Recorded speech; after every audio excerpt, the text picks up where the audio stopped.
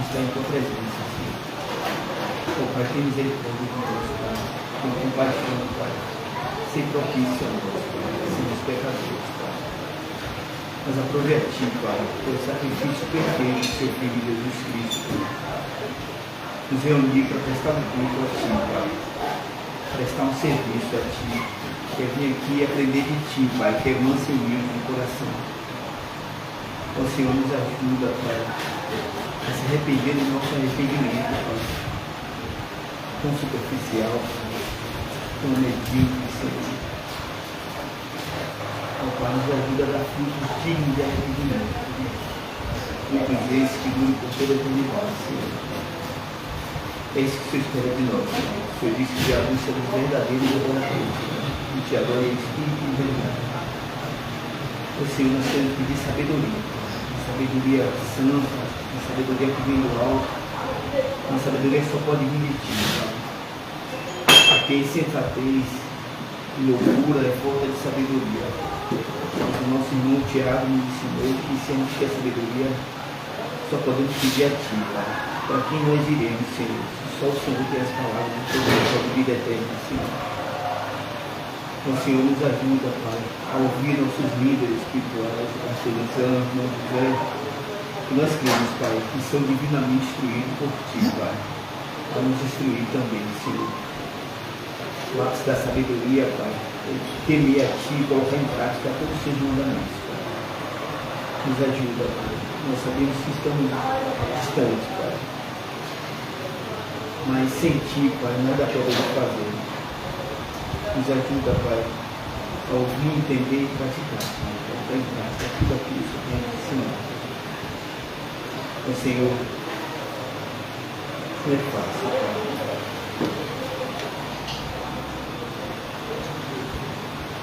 Não é fácil, Senhor. Nos perdoa, Pai. Perdoa os meus pecados, Senhor. Primeiro de não amar a Ti, todo coração, alma, força, entendimento, Pai. Me perdoa os domínios, Pai. Estamos socorrosos, Senhor. O Senhor nos ama tanto, Pai, a ponto de entregar seu próprio filho, Pai, de morrer seu próprio filho. Então, vacilamos tanto, Pai. Misericórdia, Senhor. Nos ajuda, faz a Sua vontade, que é boa, perfeita e agradável, Senhor. Em nome de Jesus Cristo, que eu tenho aceito a Filho, Pai, Filho e Espírito Santo. Amém, Senhor.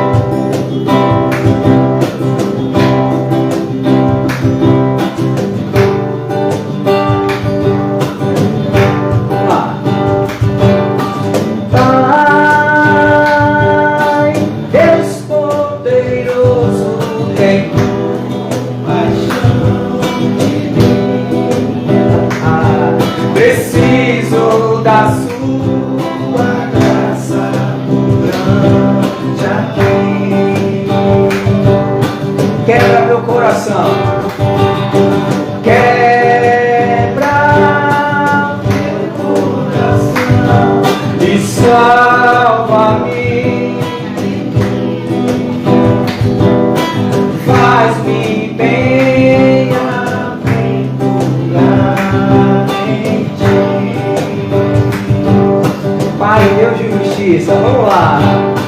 Pai, Deus de justiça, misericórdia, confesso que me afastei, me esqueci de ti. Eu não sou mais, vamos lá. Eu não sou mais, me ensina a ver isso, faz-me bem na mente. Esvazia, esvazia eu pego, enche-me de ti. Ajuda-me a enxergar, mesmo quando o meu olhar falhar.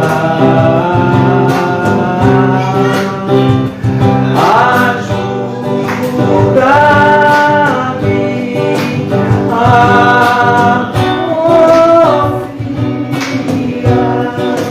mesmo quando confiança me falta.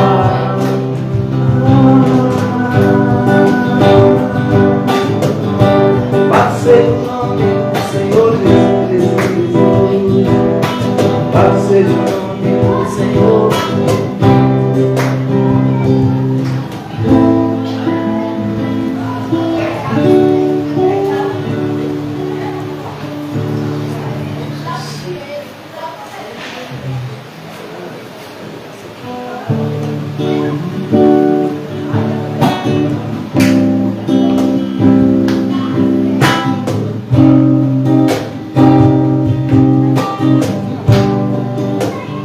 Dizendo, digno é o Cordeiro. Glória a Deus. Digno é o Cordeiro Que foi morto, santo, santo ele é. digno é o Cordeiro. Digno é o Cordeiro que foi morto, santo, santo ele é. Novo canto. Um novo cântico ao que se assenta sobre o trono do céu. Digno é o Cordeiro. Digno é o Cordeiro Que foi morto, santo, santo ele é. Louvado seja o nome do nosso Senhor. O novo cântico ao que se assenta sobre o trono do céu. Santo, santo, santo. Santo, santo, santo, Deus Todo-Poderoso, que era e é e há de vir. Com a criação eu canto louvores ao Rei dos Reis. És tudo para mim e eu te adorarei. santo, santo. Santo, santo, santo, Deus Todo-Poderoso, que era e é e há de vir. Com a criação eu canto louvores ao Rei dos Reis. És tudo para mim e eu te adorarei.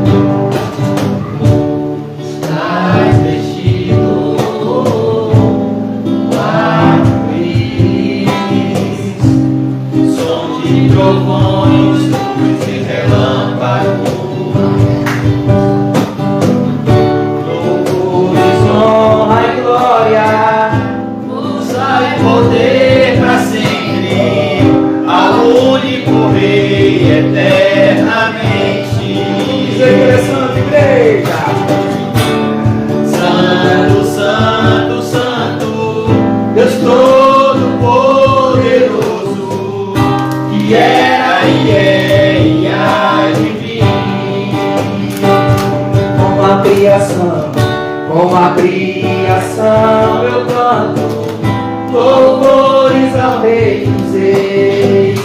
És tudo para mim e eu te adorarei.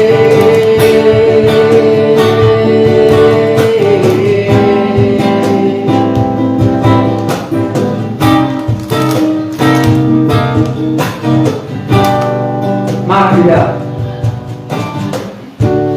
maravilhado, extasiado, eu vi teu nome.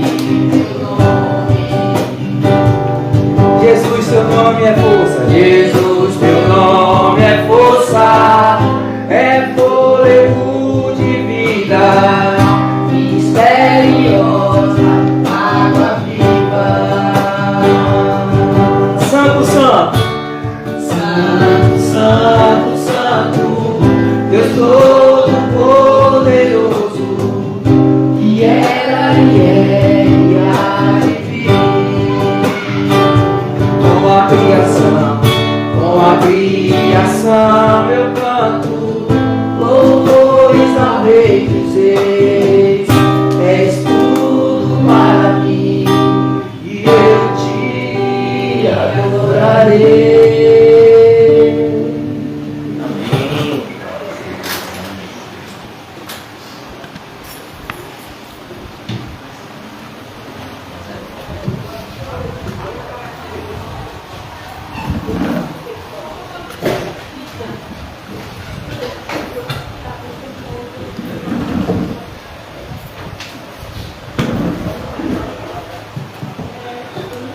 Amém, irmãos? Amém. Vamos abrir o Evangelho de Lucas. Lucas, capítulo 10. Dando continuidade à nossa exposição. Ontem nós falamos a respeito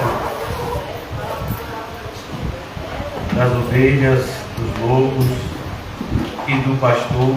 E hoje nós vamos tentar concluir essa sessão que vai dos versículos 1 ao 7 do capítulo 10, que fala da missão dos 70, quando Jesus ele envia 70 dos seus discípulos para prepararem o caminho nas cidades onde ele passaria. E ele nos avisa de que isso não seria fácil. E a semelhança do que nós experimentamos hoje em dia, recebemos a mesma orientação do Senhor Jesus. Preparamos o caminho para a sua volta. A Bíblia diz isso de maneira muito clara. E eu gostaria de, antes de fazer a leitura, como é de costume, nós introduzirmos o tema em outro texto paralelo, Atos. Livro de Atos dos Apóstolos, no capítulo 1. Atos, capítulo 1. O livro de Atos ele foi escrito pelo mesmo autor desse evangelho que nós estamos meditando, que é o nosso amado irmão Lucas. Pela graça do Senhor, haveremos de encontrá-lo no céu, naquele grande dia. O Senhor Jesus, depois que ele ressuscitou, ele ainda permaneceu 40 dias, dando provas incontestáveis da sua ressurreição. E ele então subiu aos céus, ascendeu aos céus, à vista de uma multidão. E o capítulo 1 de Atos descreve isso, mas eu gostaria de ler a partir do versículo 6. E diz: Então os que estavam reunidos lhe perguntaram: Senhor, será este o tempo em que restaures o reino de Israel? Respondeu-lhes: Não vos compete conhecer tempos ou épocas que o Pai reservou pela sua exclusiva autoridade, mas recebereis poder ao descer sobre vós o Espírito Santo, e sereis minhas testemunhas, tanto em Jerusalém, como em toda a Judéia e Samaria, e até os confins da terra. Ditas estas palavras, foi Jesus elevado às alturas à vista deles, e uma nuvem o encobriu dos seus olhos. E estando eles com os olhos fitos nos céus, enquanto Jesus subia, eis que 2 varões vestidos de branco se puseram ao lado deles e lhe disseram: varões galileus, por que estáis olhando para as alturas? Este Jesus, que dentre vós foi assunto aos céus, virá no modo como o viste subir. Então essa é a nossa certeza, irmãos. O Senhor Jesus nos deu uma missão. A nossa missão está aqui no horizonte, mas nós estamos executando essa missão na certeza de que Ele vai voltar, na certeza de que assim como Ele subiu aos céus, Ele vai voltar e Ele vem buscar aqueles que são seus. Então nós encontramos aqui nesse trecho uma espécie de modelo de como nós devemos evangelizar, de como nós devemos enxergar, vou ajeitar aqui, como nós devemos enxergar o evangelismo na igreja, o evangelismo na congregação local. Nós temos vivido no meio de uma geração que perverteu o significado de evangelismo. Uma geração que se atreve a saber ou a pensar que sabe mais do que Deus. Então, o Senhor Jesus nos deu o modo de como nós devemos fazer a sua obra, mas nós não vemos isso sendo feito assim. E quando muitas vezes conversamos com pessoas que são ditos mestres, doutores em teologia, e mais especificamente existe uma área da teologia chamada missiologia, pessoas que se dizem especialistas em missões, vemos que o modo como essas pessoas fazem missões é completamente diferente do modo como nós fomos orientados pelo Senhor Jesus e como nós vimos também que os primeiros discípulos fizeram, pois nós temos o livro que eu li aqui com vocês, o trecho, o livro de Atos, que nos mostram as primeiras missões apostólicas. Mas quando vemos a nossa geração atual, vemos que a propagação do Evangelho não é mais a prioridade.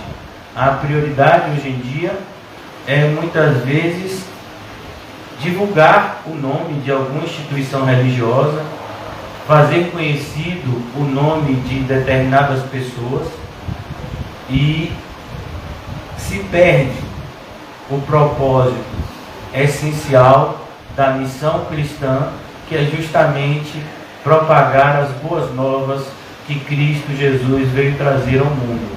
O nome Evangelho significa boas novas, boas notícias. Então, essa passagem aqui, que vai dos versículos 1 ao 7, ela precisa ser resgatada por nós.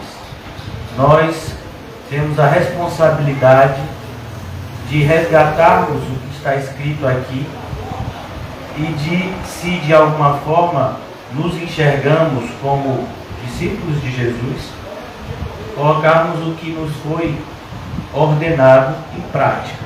Amém? Nós estamos estudando esse texto desde segunda-feira passada, se eu não me engano. E nós paramos ontem no versículo de número 3.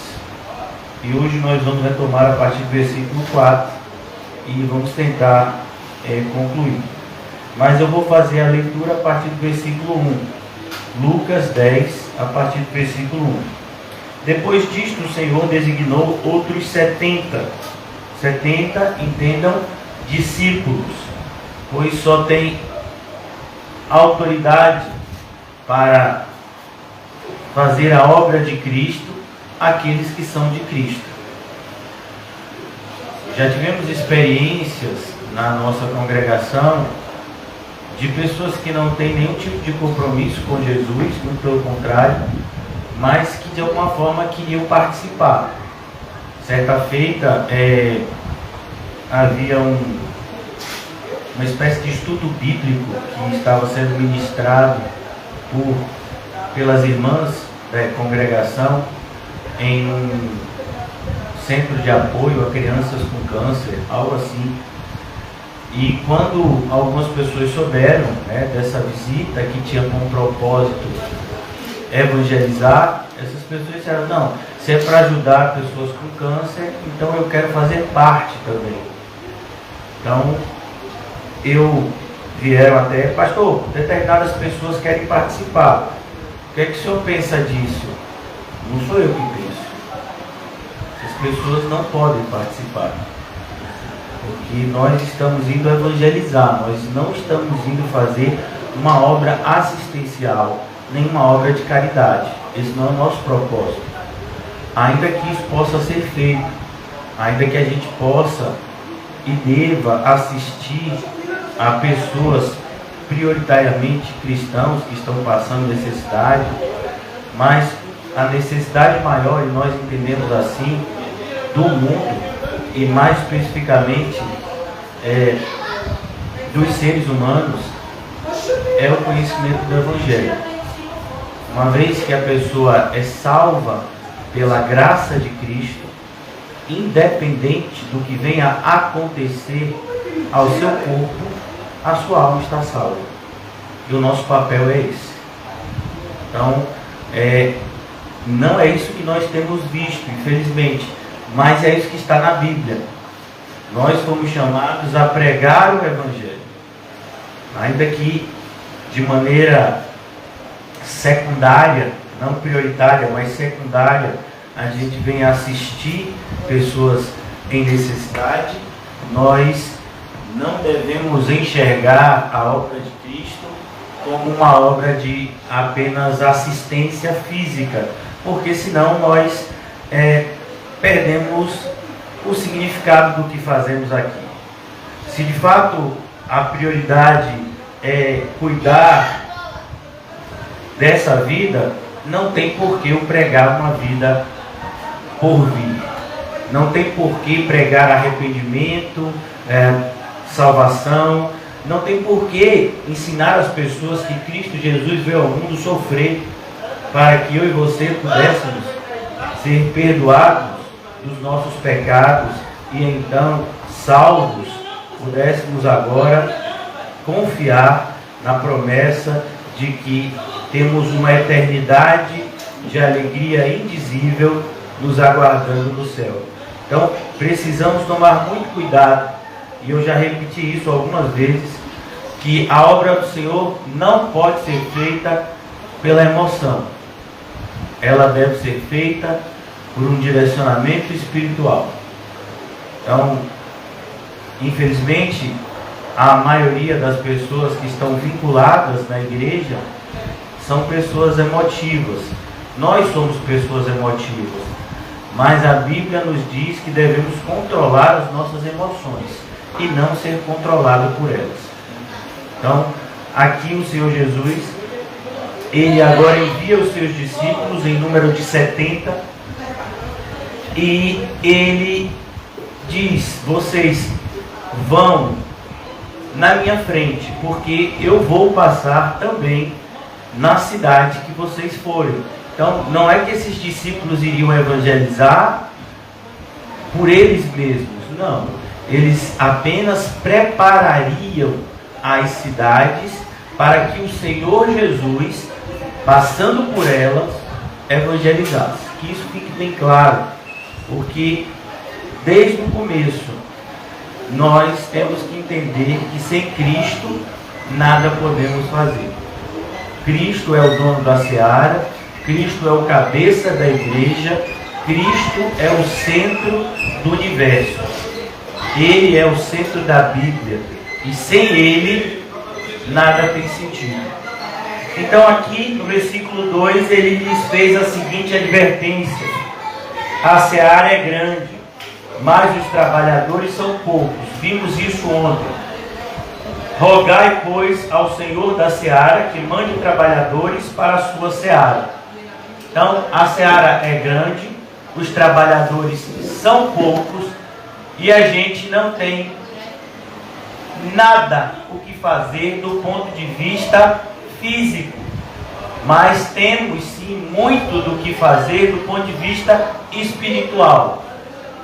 Então, muitas necessidades existem na igreja e poucas pessoas estão dispostas a ajudarem. Afinal de contas, a verdadeira igreja, ela não faz falsas promessas. Você vai ver muitos, entre aspas, obreiros em igrejas fraudulentas, pois nessas igrejas essas pessoas recebem falsas promessas de que uma vez que elas estão fazendo algo no reino de Deus, elas receberão bênçãos, elas receberão acréscimos materiais. Muito pelo contrário, a Bíblia nos ensina que quando colocamos a mão na seara, a fúria do inimigo é maior. E então o Senhor Jesus adverte que nós não devemos criar expectativas nas pessoas. Nós devemos criar expectativas de que a situação vai melhorar, mas devemos ter sempre esperança de que em Cristo seremos fortalecidos e que as nossas necessidades, todas elas, serão supridas em Cristo Jesus. Então aqui ele continua, versículo de número 3, ide. Então ele dá a ordem, ide. Depois dele preparar e dizer que, olha, não fiquem esperando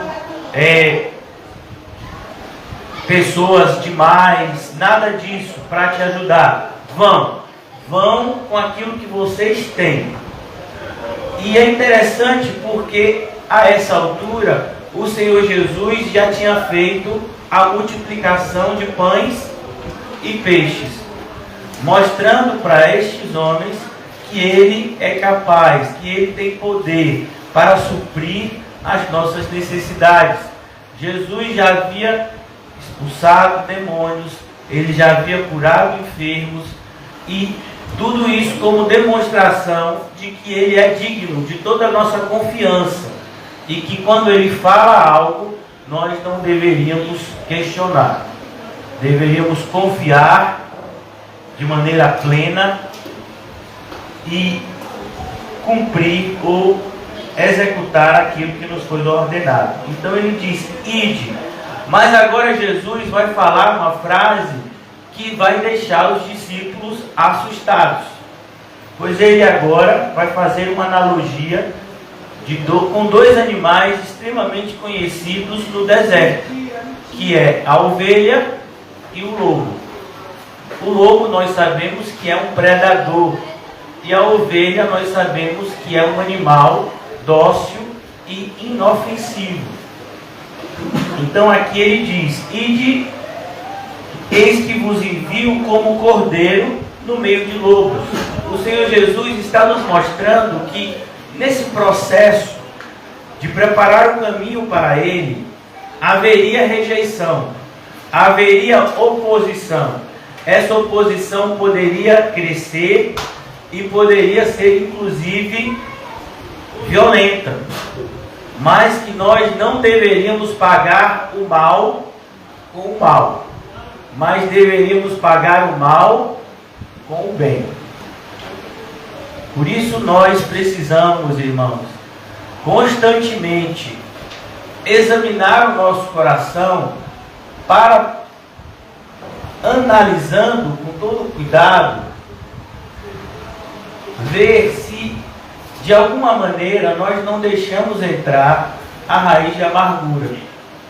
A Bíblia diz que quando uma raiz de amargura entra no coração, ela produz muitos danos. A Bíblia diz que nós não podemos deixar o sol se pôr sobre a nossa ira. O que quer dizer esse versículo? Quer dizer que se alguém te magoou hoje, se alguém te fez um mal hoje, você tem que perdoar hoje. Você não pode deixar isso para amanhã. Porque amanhã, esse mal que a pessoa fez e você não perdoou, e você ficou magoado, amanhã você vai estar com raiva. E se você não perdoar, no outro dia você vai estar com ódio.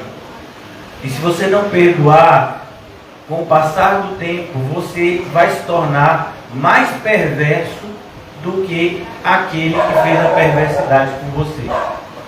Então é preciso que nós tenhamos em vista isso. Então, se você não quer ser ovelha, se você não quer se comportar como ovelha, se você não está disposto a ofertar a sua vida como sacrifício vivo, santo e agradável a Deus, você não pode servir. Nós não podemos fazer a obra de Deus a menos que o Deus da obra esteja reinando em nossos corações.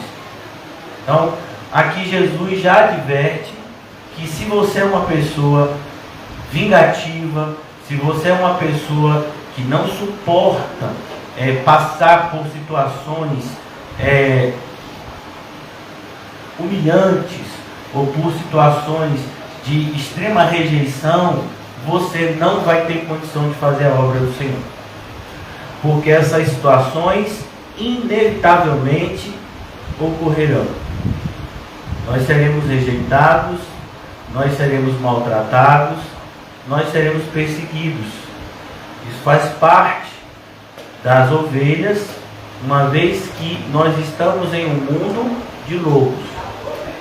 O apóstolo João, ele escreveu uma carta, ele como último apóstolo vivo, todos os demais haviam sido martirizados como ovelhas, e ele escreve essa carta. Em 1 João capítulo 5 ele diz: o mundo inteiro jaz no maligno, mas nós, Igreja de Cristo, somos de Deus.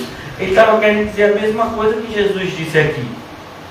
Nós vivemos em um mundo de lobos, aonde o mais forte prevalece, aonde as pessoas elas tentam impor a sua vontade pela força.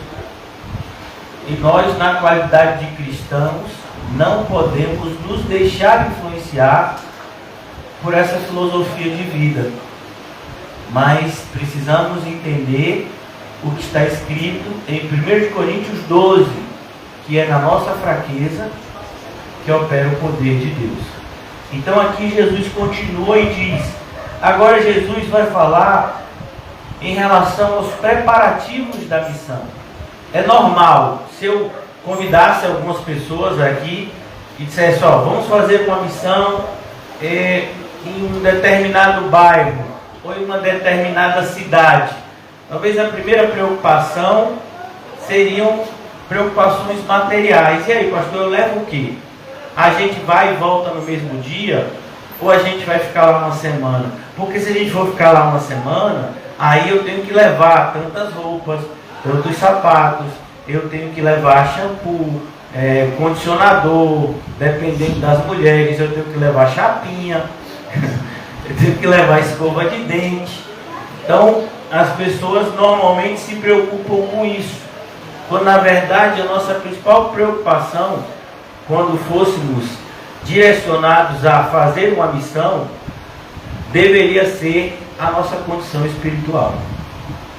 Perceba que antes dessa passagem, no capítulo anterior, o Senhor Jesus, quando desceu do monte com 3 dos seus discípulos, ele havia subido ao monte com o propósito de orar, e quando ele desceu, ele encontrou uma situação. Que situação foi?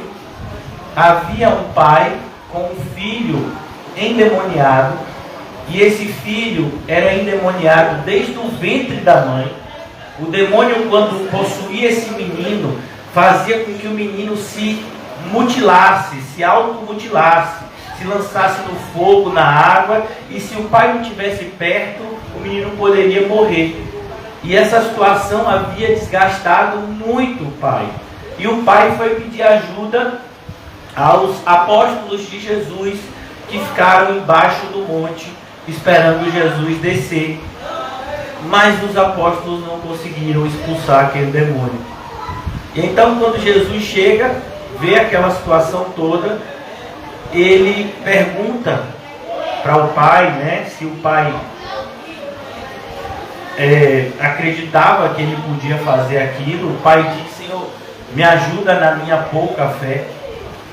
Jesus então cura, expulsa o demônio daquele menino. Os discípulos ficam extremamente envergonhados, porque eles achavam que eles deveriam ter poder para fazer aquela expulsão, como eles já haviam expulsado antes.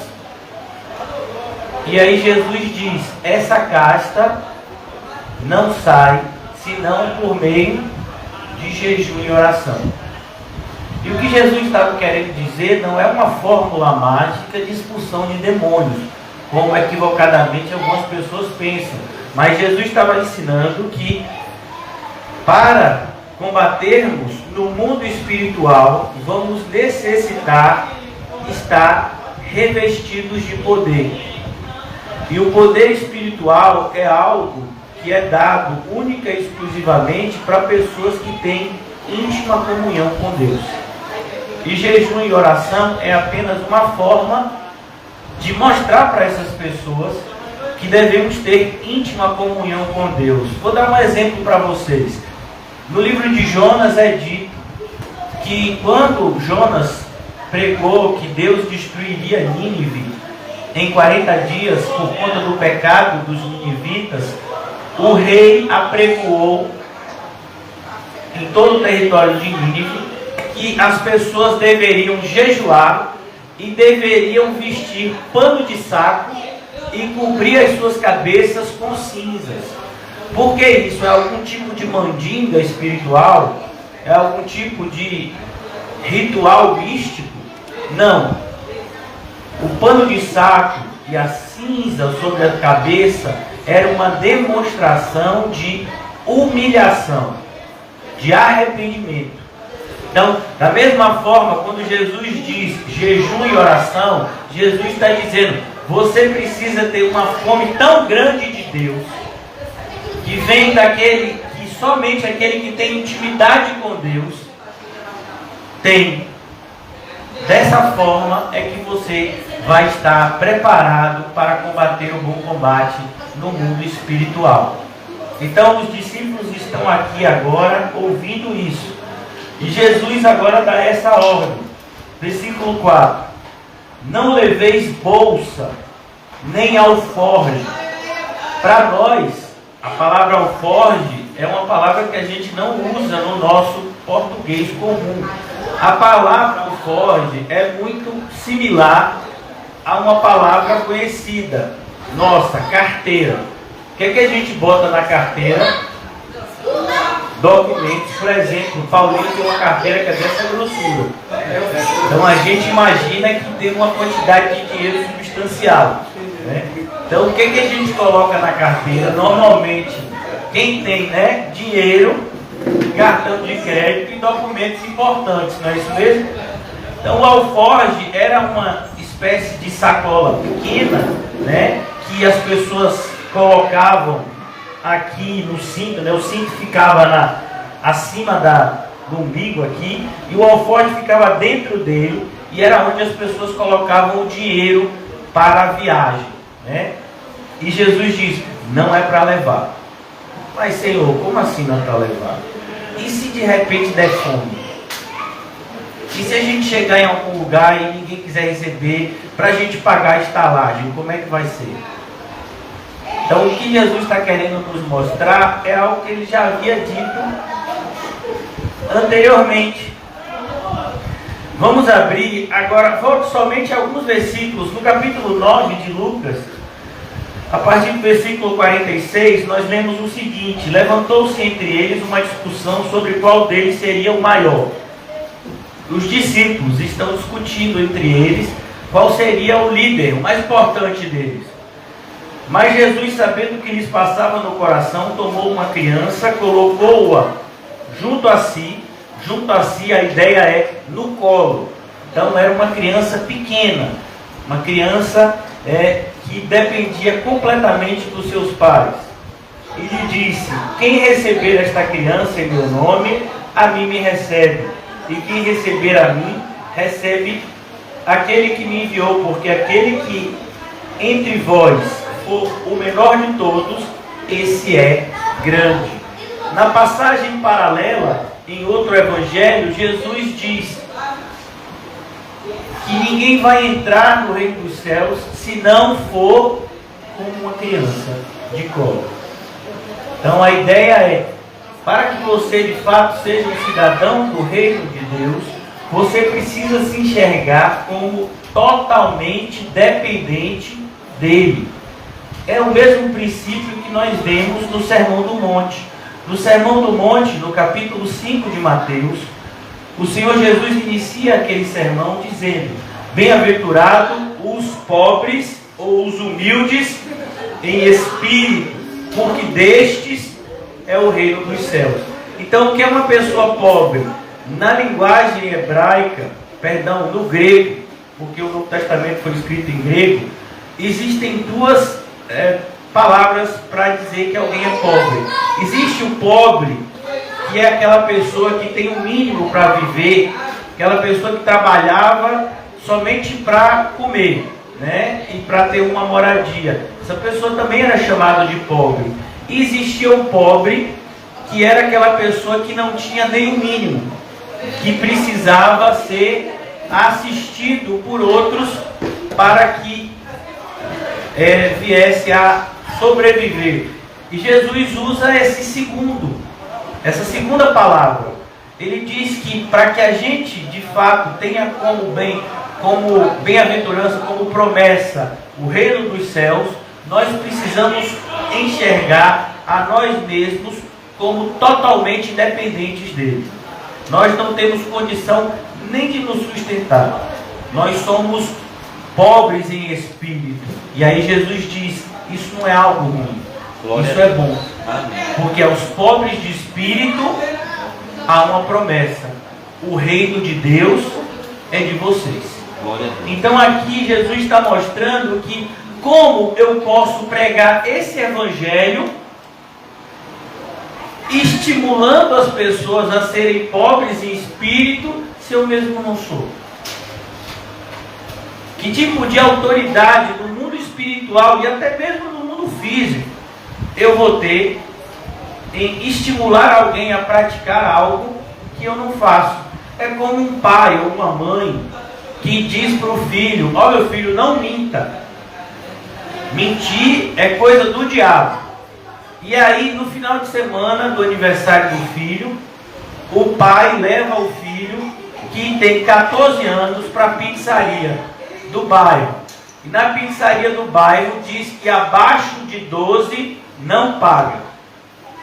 Aí, no final, na conta que vai pagar, chega lá 2 rodízios, e o pai diz: não, só é para você cobrar 1, meu filho tem 11.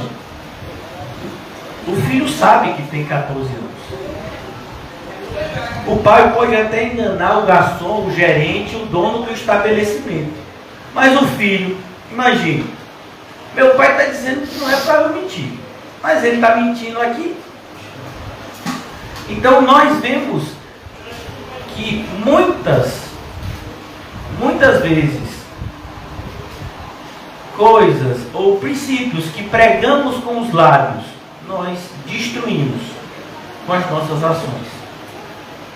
Nós, na qualidade de cristãos e de mensageiros do Evangelho de Cristo, precisamos tomar muito cuidado com o que fazemos também, não só com o que falamos. Por isso que, quando o apóstolo Paulo escreve a Timóteo, ele diz: olha, meu filho, tome conta de ti mesmo e da doutrina, para que sejam salvos tanto a você quanto aqueles que te ouvem. O apóstolo estava dizendo que era necessário ter um testemunho fidedigno, um testemunho correspondente com a pregação. Eu prego aquilo que eu vivo. Eu vivo aquilo que eu prego. É isso que a gente não encontra nas igrejas modernas e que também não existia no Israel na época de Jesus. Por isso que Jesus chama os fariseus, que eram os líderes religiosos, de hipócritas. Pois eles aparentavam uma coisa que na verdade eles não eram. E a gente tem que tomar cuidado com isso. Porque a hipocrisia é contagiosa.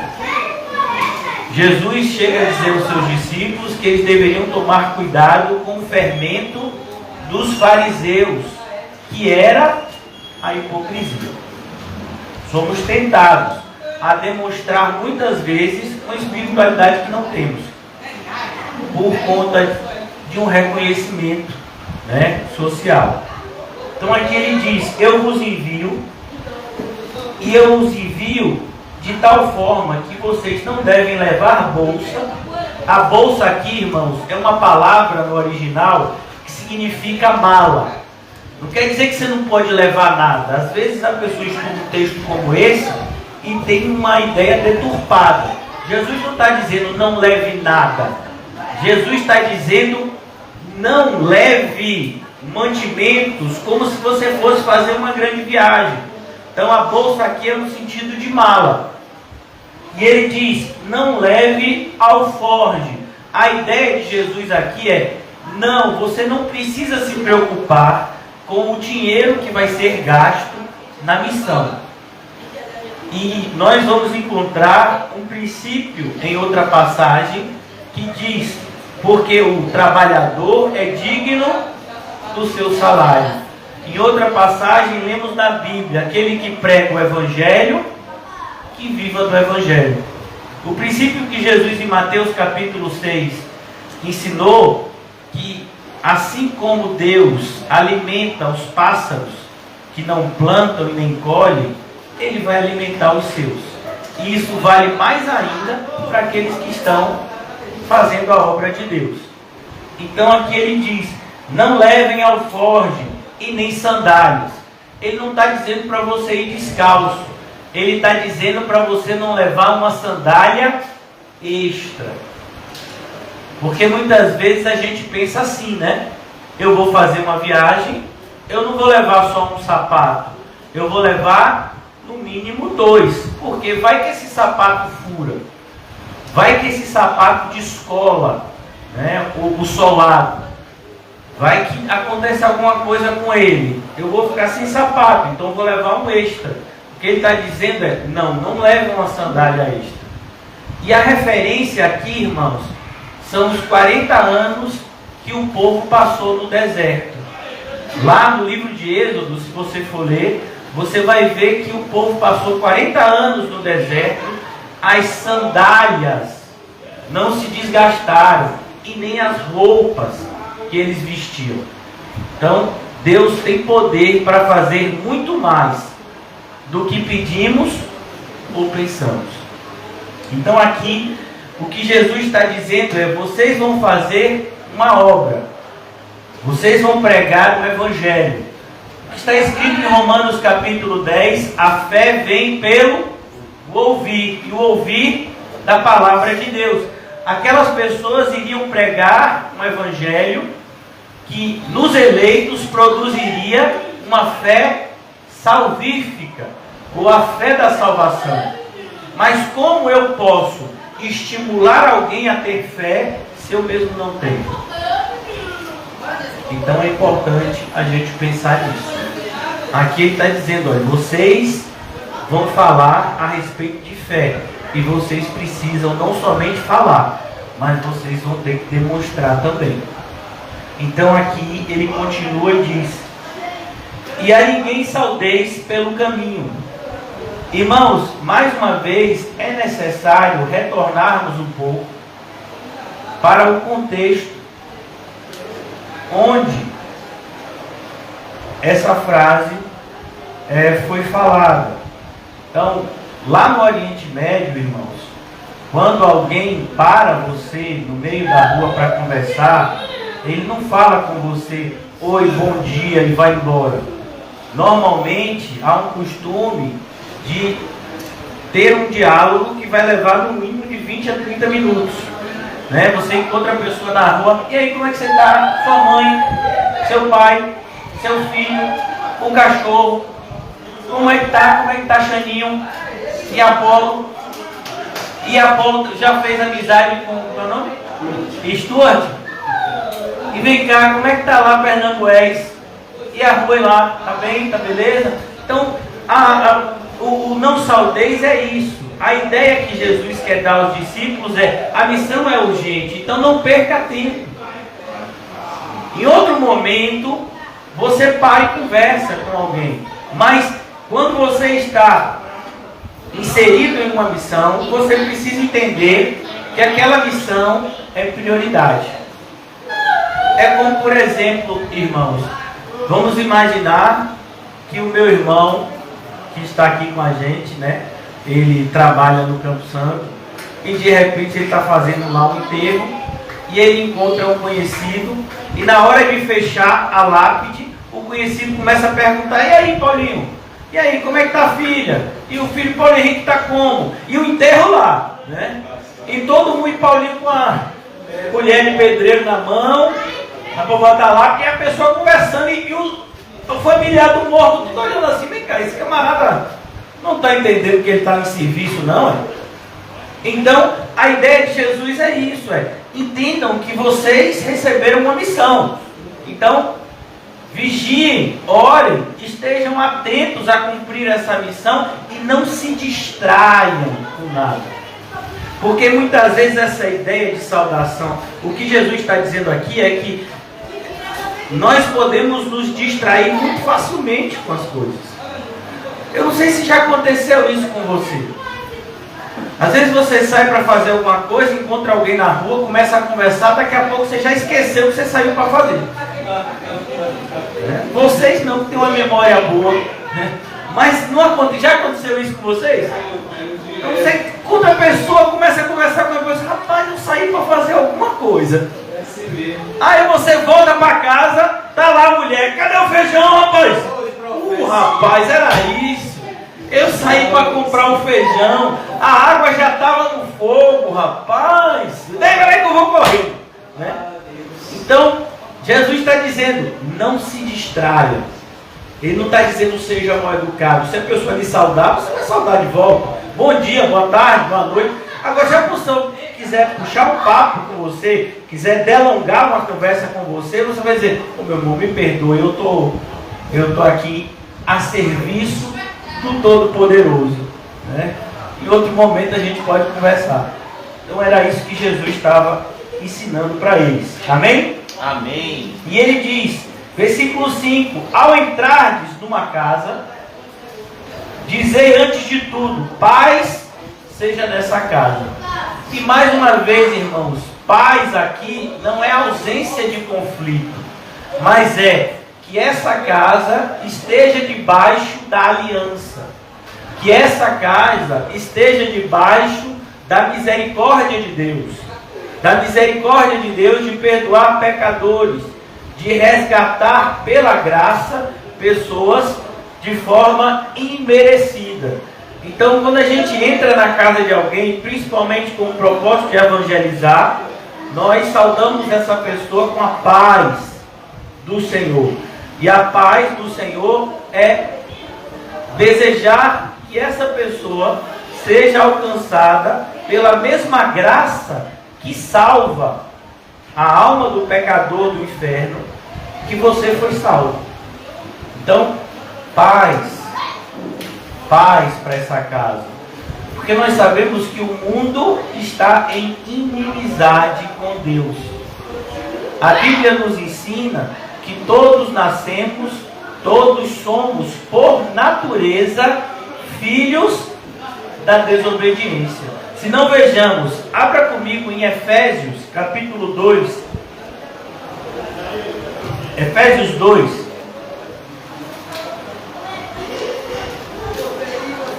O apóstolo Paulo está ensinando esse princípio e diz: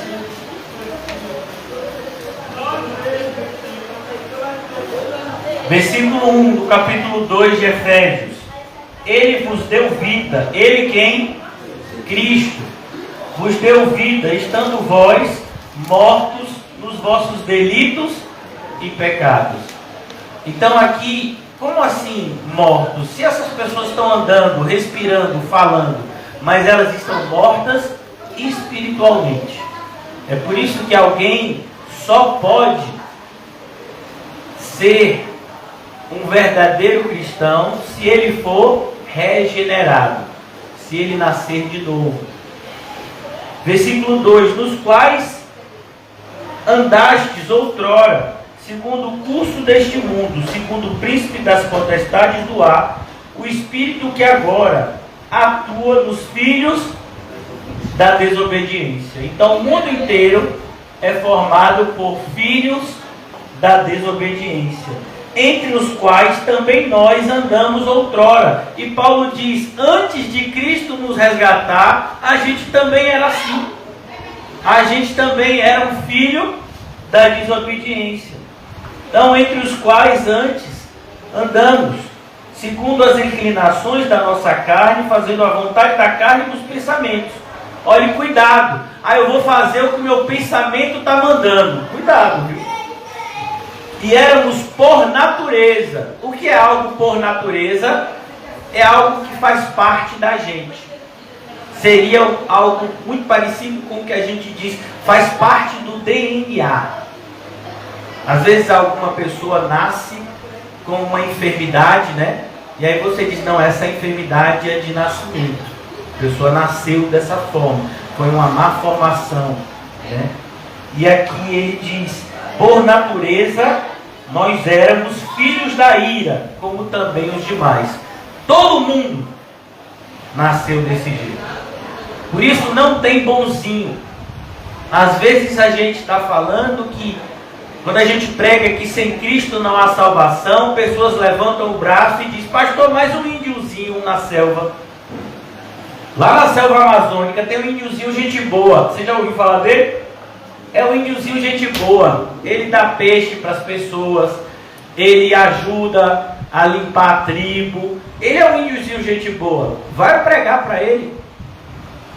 Ele pode ser gente boa, meu filho, com o pessoal da tribo dele.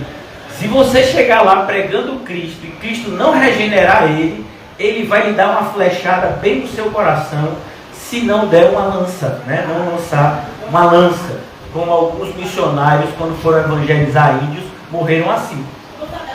Os índios os assassinaram, porque viram a eles como inimigos. Então, a Bíblia diz que os maus tratam bem aqueles que tratam ele bem. Então, você pode até ver isso. O fulano de tal é uma pessoa gente boa. Ele trata fulano bem, ele trata bem quem trata bem ele. Agora, tratar bem, em amor, quem trata mal você, só se você tiver o amor de Cristo. Amém. A Bíblia deixa isso muito claro. Glória a Deus. Né? Os ímpios, eles têm esse tipo de falso amor. A gente vê essa característica muito clara de uma pessoa que está no inferno e pede pela vida dos seus parentes que ainda estavam vivos. Lucas capítulo 16. Aquele rico que está lá, e a gente não sabe o nome dele, ele diz, pai Abraão, envia alguém para avisar os meus parentes, para que eles não venham para esse lugar de tormento onde eu estou. Perceba que ele não está no inferno, mas ele tinha uma afeição pelos seus familiares. Ele tinha um sentimento pelos seus familiares tão grande, que ele não queria que os seus familiares fossem para o inferno como ele estava. Mas ele estava onde? No inferno. Então, não se engane. Né? Às vezes a gente vê pessoas fazendo atitudes assim, positivas, por assim dizer, e costuma dizer, não, fulano é uma pessoa boa. Cuidado. Cuidado quando você partir para esse tipo de conclusão, porque ela está muito equivocada. E mais cedo ou mais tarde você vai perceber isso. Então aqui ele continua. Se você entrar em alguma casa, dizei, paz seja nesta casa. Paz seja nesta casa. Mas se eu disser paz seja nesta casa, automaticamente aquela casa está salva? Não. Eu desejo isso. mas não necessariamente isso vai acontecer, porque nem todos os chamados são escolhidos. Muitos são chamados, mas poucos são os escolhidos. Então, eu vou dizer algo assustador para vocês, irmãos. A maioria das pessoas hoje que dá a paz de Cristo não tem paz com Cristo. Como assim, pastor? Se eu dou a paz de Cristo para o meu irmão José, mas eu, de alguma forma, tenho um sentimento negativo com o meu irmão Mateus, a paz que eu estou dando para o meu irmão José, eu não tenho. Porque a Bíblia diz, se eu não perdoar aqueles que me perdoam, eu também não serei perdoado. Então, como é que eu desejo paz para alguém se eu mesmo não tenho essa paz? Porque, como eu disse, irmãos, paz não é ausência de conflito. Eu ouço muito pessoas na igreja dizer assim: não, eu estou em paz. Não, você não está em paz, não. Você está sem criar confusão com ninguém. Pode até dizer isso. Mas paz é outra coisa, se você for cristão. Então, na Bíblia, paz é paz com Deus. Por isso que nós pregamos o Evangelho da reconciliação. Por que reconciliação? Porque nós estávamos em inimizade com Deus. E por meio do Evangelho de Cristo, nós agora somos reconciliados. Aí então, quando somos reconciliados, temos paz com Deus. E automaticamente com o próximo. Mas se eu não tenho paz com o próximo, com certeza eu não tenho paz com Deus. Então aqui Jesus mostra a esses discípulos que eles deveriam tomar cuidado com o próprio coração quando eles estivessem fazendo a obra. Se houver ali, versículo 6, um filho da paz, repousará sobre ele a vossa paz. Percebeu? Não depende de quem quer e nem de quem corre, mas de Deus que usa da sua misericórdia. Então você prega o Evangelho, nem todos vão crer, nem todos vão aceitar, mas alguns irão, e para essas pessoas haverá paz. Por isso que quando nós lemos Gálatas, no capítulo 5, o apóstolo Paulo apresenta evidências de alguém que é verdadeiramente salvo, e ele diz, ele faz uma espécie de analogia com uma árvore, o fruto, e ele diz: o fruto do Espírito não são frutos, é um fruto que tem várias características, 9 características, e a primeira delas é o amor. Depois vem a alegria, a paz. Essa paz. Então, aqui ele diz: olhe, se houver algum filho da paz, repousará sobre ele a vossa paz. E se não houver, ela voltará sobre vocês. De maneira que a palavra de Deus, ela nunca volta vazia. Ela sempre cumpre aquilo que lhe apraz. A palavra apraz significa atingir um objetivo desejado. Então, a palavra de Deus, ela vai atingir o objetivo desejado. E o objetivo desejado não é salvar todo mundo. Por isso que o apóstolo Paulo, quando ele inicia 2 de Coríntios, ele diz: e nós somos o bom perfume de Cristo. Nós exalamos um aroma, mas esse aroma não é igual para todos os que sentem. Para algumas pessoas é cheiro de vida, para outras é cheiro de morte. Então, aqui ele está mostrando essa realidade. A gente vai pregar, e quando nos tratarem mal, é propósito de Deus. E quando não quiserem nos receber, é propósito de Deus. E quando fizerem coisas perversas contra nós porque estamos a serviço de Cristo, é propósito de Deus. Deus está sempre no controle não somente da seara, mas de toda a criação. Ele é o dono da seara, mas Ele também é o Senhor de toda a criação. Então aqui, continuando, permanecei na mesma casa, comendo e bebendo, do que tiverem, porque digno é o trabalhador do seu salário. A palavra salário aqui, irmãos, não é a palavra salário que a gente usa no português. Essa palavra seria mais fidedignamente traduzida com a palavra sustento. Digno é o trabalhador do seu sustento.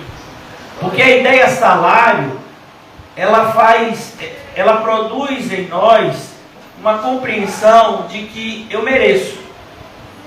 Então, eu trabalhei como uma pessoa, né, que aqui temos irmãos que trabalham. Então eu trabalhei, minha carteira está ali assinada, meu salário é X, eu trabalhei a quantidade de dias e no final do mês eu vou receber o que eu mereço, que é o meu salário. Aqui não. Aqui a gente não merece nada. Mesmo quando a gente faz tudo, e para a gente fazer tudo vai ser muito difícil, mas se a gente fizesse tudo, a gente ainda teria feito tudo pela graça de Deus. Porque na nossa própria força a gente não conseguiria fazer nada. Então aqui Jesus está querendo mostrar que eles não precisariam se preocupar com o sustento, porque o Senhor providenciaria isso. O Senhor está mostrando para eles que o que eles estão fazendo também é um trabalho, mas é um trabalho feito para Deus. É um trabalho que o nosso depósito está no céu. Uma das pessoas que mais trabalhou para Deus foi que disse essa frase, inspirado pelo Espírito Santo: eu sei em quem eu tenho crido, e Ele é poderoso para guardar o meu depósito até aquele grande dia. Então, quando a gente trabalha para o Senhor, nós temos o nosso depósito no céu e a certeza de que seremos sustentados aqui na terra, fisicamente e principalmente espiritualmente. Então ele diz: não andeis de mudar de casa em casa. Por que ele está dizendo isso, irmãos? Porque nós somos tentados a olhar a obra de Deus como um plano de carreira. Você já viu isso? Então, por exemplo, né? Vamos imaginar que você começa em uma empresa como ajudante de pedreiro. Você começa como ajudante de pedreiro ou tem algo mais baixo que ajudante de pedreiro? Servente, né? Então tem o servente. Aí de servente você vai para ajudante de pedreiro. Aí de ajudante de pedreiro, pedreiro. Aí de pedreiro, mestre de obra. Já pensou? Você é o quê? Você é o mestre da obra. Então, e hoje em dia na igreja, a mesma coisa. Você começa como obreiro, depois de obreiro você vai... Não, auxiliar de obreiro. Tem porteiro, né? Mas o porteiro é auxiliar de obreiro. Você começa como auxiliar de obreiro, depois de obreiro tem o quê? Evangelista, né? Depois de evangelista, presbítero, depois de presbítero, pastor, depois de pastor tem bispo, seria, né? O pastor de pastores. Isso está na Bíblia? De jeito nenhum. Só para você ter uma ideia, bispo, pastor e presbítero na Bíblia é a mesma coisa. São três palavras que designam a mesma função. Mas aí a gente aplica diferente, né? E obreiro? Todos nós somos. Existe auxiliar de obreiro? Não, meu filho. Ou você é obreiro ou você não é, meu filho. Ou você está fazendo a obra ou você está atrapalhando ela. Evangelista? Todos somos. Ou então não somos cristãos. Mas você vê na igreja tem um plano de carreira. Então é a mesma coisa. O que Jesus está querendo cortar é isso. Então de repente você chegou na casa de alguém e essa pessoa era humildezinha. Aí botou você com todo carinho, botou você num quarto pequenininho, não tinha cama, mas botou um colchonete daqueles que o irmão José vende, como é o nome? É colchonete mesmo, né, que bota no chão, né?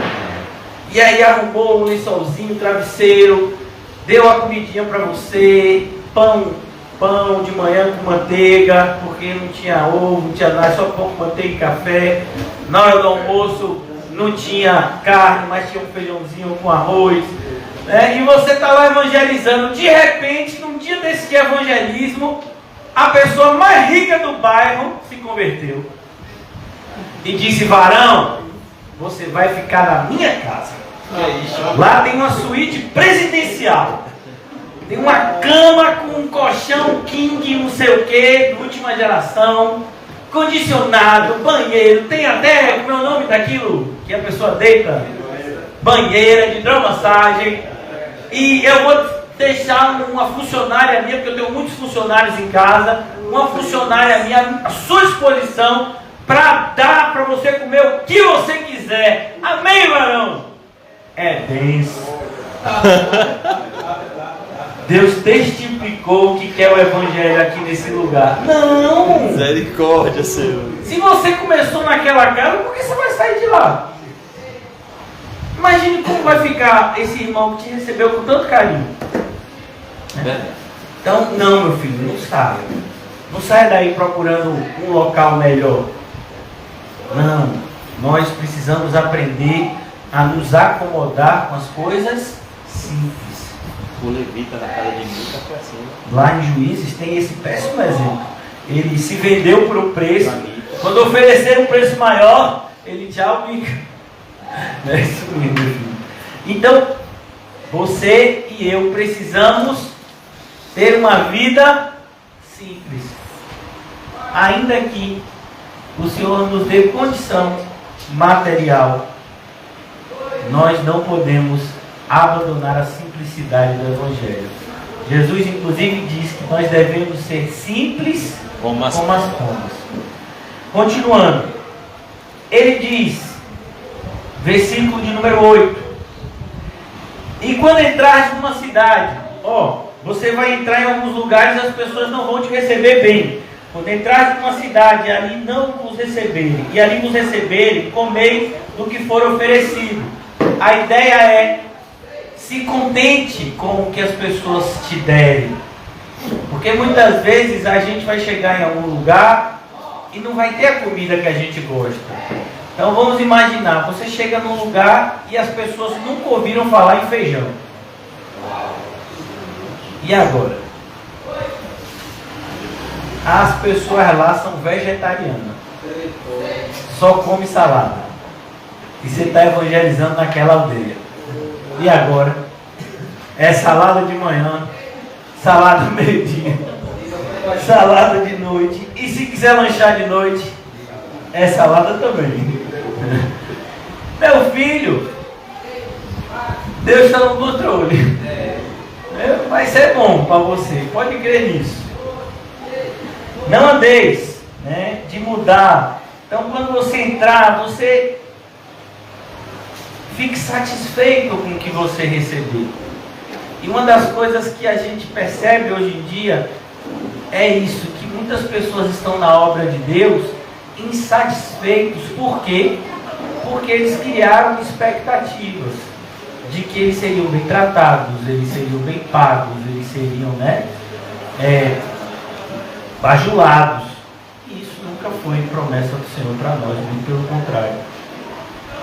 Versículo 9: curai os enfermos que nela houver. O Senhor Jesus disse que a gente deve orar pelos enfermos. E anunciai-lhes a vós outro, está próximo o reino de Deus. Esse é o propósito da mensagem. O propósito da mensagem é anunciar o reino de Deus, anunciar a proximidade dele. Algo que havia muito tempo o povo esperava, desde a época de Abraão, desde antes de Abraão, Noé, o povo esperava isso. Agora está chegando o reino de Deus. Anuncie isso às pessoas, para que elas se preparem, para que elas se arrependam, para que elas coloquem a sua fé na pessoa certa, que é Cristo Jesus. Versículo 10. Quando, porém, entrares numa cidade, Jesus já nos prepara para a oposição. Alguns lugares a gente vai chegar e as pessoas vão crer. Outros lugares a gente vai chegar e as pessoas vão se opor à pregação. Quando, porém, entrares numa cidade, não vos receberem, saí pelas ruas e clamai. Olha que coisa. A ideia aqui é, você está entrando numa aldeia, numa cidade, muito parecida com algo que a gente chamaria hoje de aldeia. Não são cidades como a nossa. E você entra pelas ruas e anuncia: até o pó da vossa cidade que se apegou a nós, sacudimos contra vocês. Não obstante, sabei que está próximo o reino de Deus. Então a nossa missão é pregar o Evangelho a toda criatura e não converter pessoas. O apóstolo Paulo chega a dizer em 1 Coríntios: eu não fui chamado a batizar, eu fui chamado a pregar. Então chegou num lugar, a pessoa não quer receber, meu irmão, você tem todo o direito de não me receber, mas eu tenho que te avisar, o reino de Deus está próximo. E você vai ver, mais cedo do que você imagina, o erro que você está cometendo agora. Sacode a poeira dos pés e vai. Por que sacudir a poeira dos pés? Porque, irmãos, nós somos pessoas que facilmente nos desmotivamos. Então vamos imaginar que você está na Praça da Piedade e você está distribuindo panfleto. E as 10 primeiras pessoas receberam o panfleto com alegria. E ainda te saudaram: irmão, obrigado, precisava dessa mensagem. Ou coisa boa receber a mensagem de Deus assim de manhã. E você fica, né? Ah, glória a Deus, vou fazer isso mais vezes. De repente, meu filho, passa uma pessoa, vira a cara. Passa outra e diz: já conheço a palavra. Passa um terceiro e diz: vem cá, você não tem o que fazer não, é? A gente está aqui trabalhando, fazendo coisa, você fica distribuindo papel. Que negócio de Jesus? Jesus nem existe, rapaz. Para de perder seu tempo. Meu filho, muito provavelmente, na quinta ou sexta pessoa que ele disser um desaforo, você vai pegar os panfletinhos, vai guardar e vai dizer: pai, chama outro. Nós nos desmotivamos rápido. A gente vê isso também no livro de Ageu. O povo foi chamado para reconstruir o templo. Aí eles estão lá preparando para reconstruir o templo. Aí quando eles botaram os alicerces, só para você ter uma ideia, mais ou menos assim, vamos imaginar, o templo que Salomão construiu o templo na época em que o reino de Israel mais prosperou financeiramente. O reino estava muito rico. E o seu pai, Davi, já havia feito os preparativos para a construção do templo. Então a construção do templo de Salomão foi um templo suntuoso. Havia ouro de sobra, madeira de sobra, né? Então foi um templo enorme que foi construído. Mas esse templo foi destruído pela desobediência do povo. Deus mandou que o povo reconstruísse o templo onde pudesse adorar. Quando o povo foi botar o alicerce nesse outro templo, que era bem menor, era mais ou menos assim, o templo de Salomão desse tamanho, e o templo que eles iam construir era do tamanho desse púlpito. Aí o pessoal mais antigo começou a chorar. Oh, rapaz, meu Deus, que vergonha. Bom era aquela época que o templo era grande, a gente tinha prosperidade, agora a gente está aqui nesse templo pequeno, nesse templo humilde. Ou não dá nem gosto de construir. E o Senhor fala com aquele povo: vem cá, porque vocês estão desmotivados. Bora, reconstrói aí. E ainda diz: porque a glória dessa segunda casa será ainda maior do que a da primeira. Mostrando que Deus não vê como o homem vê. Deus não está preocupado com aparência, com suntuosidade, com opulência. Deus está muito mais... fica muito mais feliz com a fidelidade do seu povo em fazer aquilo que Ele ordena. Então aqui é importante que eu e você estejamos sempre motivados. Por isso que o apóstolo Paulo não perdia a motivação facilmente, porque a motivação dele estava no amor de Cristo. Quando ele diz: o amor de Cristo me constrange, essa frase significa significa? É o amor de Cristo que me motiva. Então, quando as pessoas perguntavam, Paulo, por que você faz o que você faz? Paulo, você acabou de ser apedrejado, você vai continuar pregando o Evangelho? Paulo, estão querendo te matar, você vai continuar? Paulo, as pessoas não querem te ouvir mais, Paulo. Você vai para outra cidade, Paulo. O amor de Cristo me motiva a fazer o que eu faço, né? Numa tradução mais moderna. É isso que Paulo quer dizer quando ele fala, o amor de Cristo me constrange. Então Jesus está dizendo, sacudir o poeira dos pés não permita que a incredulidade deles contamine você. Porque se você, a Bíblia diz que as más companhias corrompem os bons costumes. De repente você está fazendo a obra de Deus e você se depara com muitas pessoas que não creem em Deus ou que creem em Deus de uma maneira completamente errada. E se você não tomar cuidado, você também vai se encher de dúvida. Se você não sacudir a poeira dos seus pés. Mostrando justamente que você não tem nada a ver com aquela incredulidade, com aquela atitude. Não somente de incredulidade, mas de desobediência para com Deus, mas que você busca viver uma vida nos caminhos do Senhor. Concluo aqui essa noite, no versículo 12, digo-vos que naquele dia haverá menos rigor para Sodoma do que para aquela cidade. Percebeu, irmãos? Há um juízo. Então, quando a gente chega em determinado lugar e as pessoas se opõem à mensagem do Evangelho, não sei se isso já aconteceu com vocês, né? Comigo quase nunca acontece, né? Então, quando as pessoas maltratam, mentem, perseguem, quando as pessoas prejudicam, se aproveitam, traem, irmãos, eu não sei você, mas um sentimento que enche o meu coração é o sentimento de misericórdia. Porque aquelas pessoas que estão fazendo mal, elas estão fazendo mal a si mesmas. Você é crente? Eu espero que seja. E a Bíblia diz que todas as coisas cooperam para o bem daqueles que amam a Deus e que foram chamados segundo o seu decreto. Então até o mal que as pessoas intentam contra nós, Deus transforma em bem. Agora, o mal que essas pessoas fazem, elas terão que pagar no dia do juízo. Por isso que ele diz, ele, não se esqueça, o contexto aqui, esses 70, eles ainda estão sendo enviados a um local restrito. Eles estão sendo enviados à região ali de Israel. Então ele está dizendo, muita gente pensa que vai ser salva só porque mora aqui. Muita gente pensa que vai ser salvo aqui porque foi circuncidado. Muita gente acha que vai ser salvo aqui porque lê a Torá. Não. Sodoma e Gomorra vai ter mais misericórdia do que essas pessoas. Por quê? A quem mais é dado, mais lhe será exigido. Então é preciso que eu e você tenhamos essa consciência que o cristianismo nos ensina que haverá um dia de prestação de contas. Que coisa boa!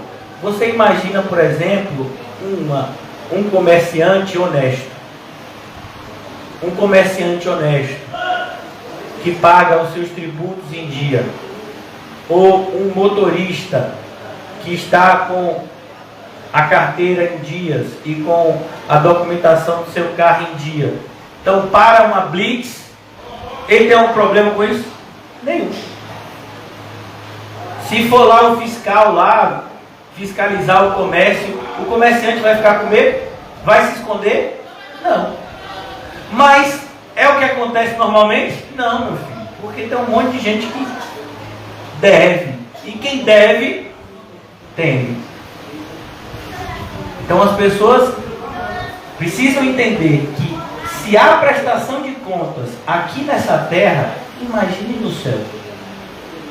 A gente já leu aqui, Deus sonda até os nossos pensamentos. Então essas pessoas que falam tão mal da verdade, pessoas muitas vezes, né, que chegam, e a gente está cada vez mais acostumado com isso, dizer que Eu não preciso ir para a igreja para ser crente. Aí eu me pergunto, e você precisa ir para onde? Para o cinema? Você vai para onde para ser crente? Para o shopping? Você vai para o estábulo? Você vai para o frigorífico? Onde é que você vai para ser crente? Não é na igreja de Cristo? Que nós somos ensinados e crescemos na graça e no conhecimento dele? Então, essas pessoas vão ter que dar conta. Pessoas que não somente não entram, como estão atrapalhando aqueles que querem entrar. É para essas pessoas que Jesus está dizendo: haverá mais rigor no julgamento dessas pessoas do que no julgamento de Sodoma. E vocês já sabem o que aconteceu com Sodoma e Gomorra. Elas foram destruídas pela ira de Deus, que mandou o fogo descer do céu e consumiu aquela cidade completamente. Então que o Senhor gere em nós esse temor santo, que nos motiva a viver vidas santas. E vidas santas são vidas proativas, são vidas dinâmicas, são vidas de poder, aonde nós constantemente nos entregamos a fazer a vontade de Deus. Que o Senhor Jesus nos ajude. Vamos orar. Pai, graças te damos nessa noite pelo teu ensino, que ele entre não somente na nossa mente, mas no nosso coração, Senhor, e que sejamos não somente ouvintes, mas praticantes. Pai, nessa noite eu quero te apresentar a vida da nossa amada irmã Osana, que o Senhor dê o crescimento espiritual que ela precisa, Senhor, para enfrentar os obstáculos que ela tem enfrentado. Que o Senhor possa também operar cura física nela, Senhor, pois sabemos que o Senhor tem poder para isso. Eu oro também pela vida de Dona Maria, que o Senhor tenha compaixão, Senhor, de Dona Maria, que o Senhor ajude Dona Maria a conhecer e prosseguir em conhecer o Senhor, que o Senhor entre na casa de Dona Maria e gere salvação a ela e todos aqueles que moram lá, Senhor. Em nome de Jesus, nos ajuda também, Senhor, como igreja, a não perder o primeiro amor. Nos ajuda, Senhor, a não nos esfriar diante de tantas pessoas, à direita e à esquerda, que têm apostatado, que têm se esfriado na fé. Nos ajuda, Senhor, a nos tornarmos ainda mais fiéis. Nos ajuda a nos tornarmos ainda mais diligentes em relação ao chamado que o Senhor tem para conosco, Senhor. Abençoa-nos, Senhor. Abençoa os irmãos daqui de Cosme de Faria, Senhor. Em especial os irmãos que têm se afadigado, a irmã Rita, o irmão Calmon, o irmão Reginho. Os irmãos têm se esforçado, Senhor, para que esse estudo ocorra com ordem e decência toda segunda-feira à noite. Que o Senhor possa abençoá-los ainda mais, para que eles se tornem ainda mais frutíferos, Senhor, em toda boa obra. Que haja salvação, Senhor, nesse bairro. Que haja, meu Deus, transformação de vida nesse bairro, Senhor. Para a tua glória oramos. Nos despede em paz, em nome de Jesus. Amém e graças a Deus.